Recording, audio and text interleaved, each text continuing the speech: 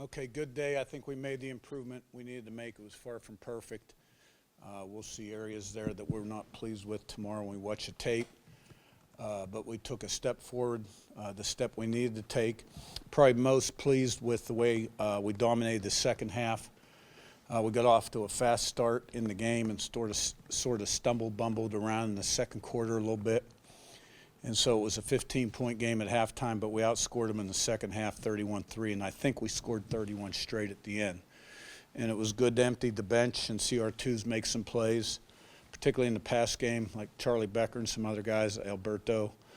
Good day in terms of making the progress. Also, when we built the big lead, I liked the way our guys kept playing one play at a time like it was nothing. I didn't see guys laughing on the sideline, kind of a relief syndrome.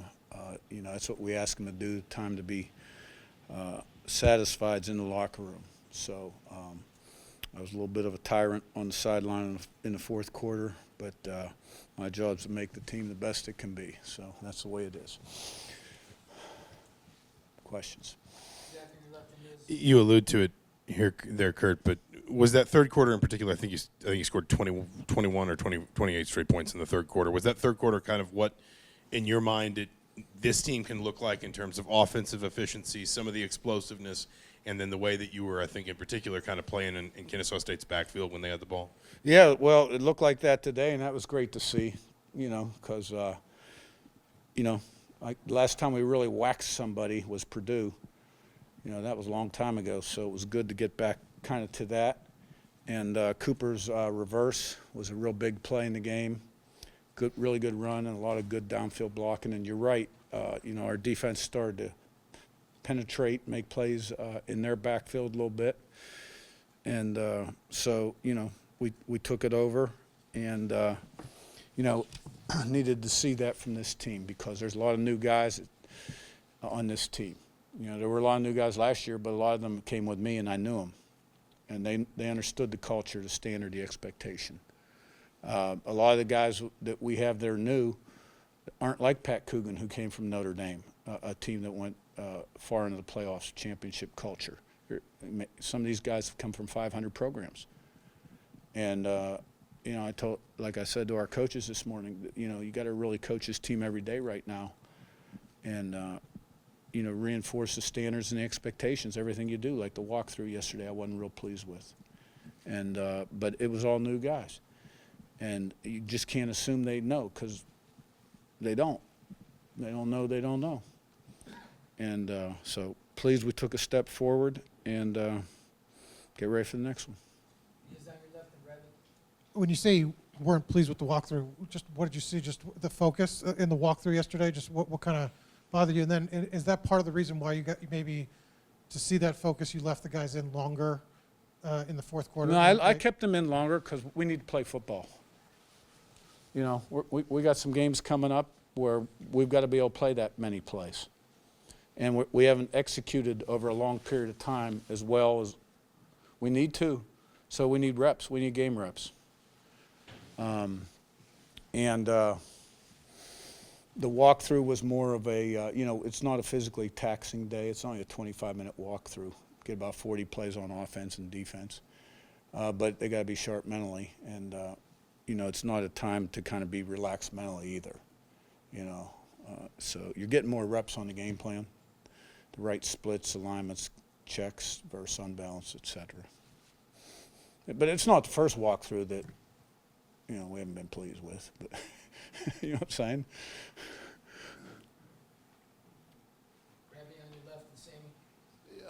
Elijah Surratt's big day. Your thoughts on just what is it that leads him to have performances like this? Yeah, I was glad to see him get going a little bit.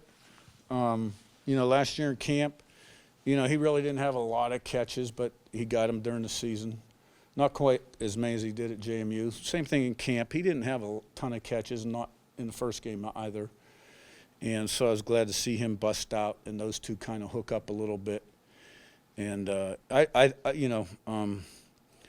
all these new quarterbacks, they build on their successes early in the season. You win, they play well, they build on it. And same thing happened last year with Curtis. he didn't have the greatest opener. He sure played good the second game, even though the opponent and obviously lights out the third. So Mendoza to Surratt, Mendoza to Cooper, and other guys are going to be important hookup. Sammy upper left and Jim.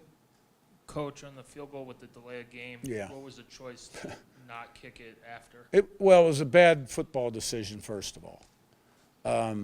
We had a couple drops, I believe, that series, and we were up, and we got a delay on the field goal and missed it anyhow.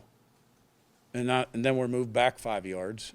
Really didn't want to go for it, but didn't want to have to put Frankie in for the field goal either. And we did what we did, and didn't work out. Jim in front and Daniel.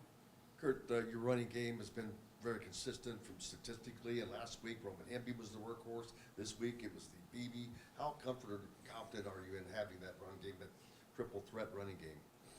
Well, all those guys are capable, and it starts up front with the tight ends and then the receivers too. And those guys run hard and break tackles, and it just helps when you can be balanced on offense and run it and throw it. And the thing about early in the year, I think you learn as a staff every game a little bit, like, oh, we need to have a little bit more of this kind of stuff down in this field zone or things like that, right? I mean, because you got to have enough diversionary stuff, so to speak. But today it was BB. Hemby still ran well. Kalon, Cooper at 75 yards on the reverse. Got to keep him healthy, right? We got a little more depth at some positions on this team than others. Daniel in front and set. When you have a sideline that's, not laughing, playing like it's, all tied up late, even when you are up big, how relieving is that for you to see that's a team that's bought into what you're trying to preach to them? How relieving, you said? Yes. I'm never relieved I'm going to be relieved when I go up my office and crack a beer. But on the field, I'm never relieved. Because you got to keep the pedal to the metal. You're trying to really teach habits, right? And how you do something's how you do everything. And you're either improving or you're getting worse. So if you're playing to the circumstances of the game, you're getting worse, right? And you got to be able to handle success and failure, and then play the next play at your very best. And those are habits, and you're trying to create those habits. So at the end of the game, I was pleased. Yes. But our kids, I think, we have enough guys here that have been here that understand what we want, and that we're not happy with the way they played last week.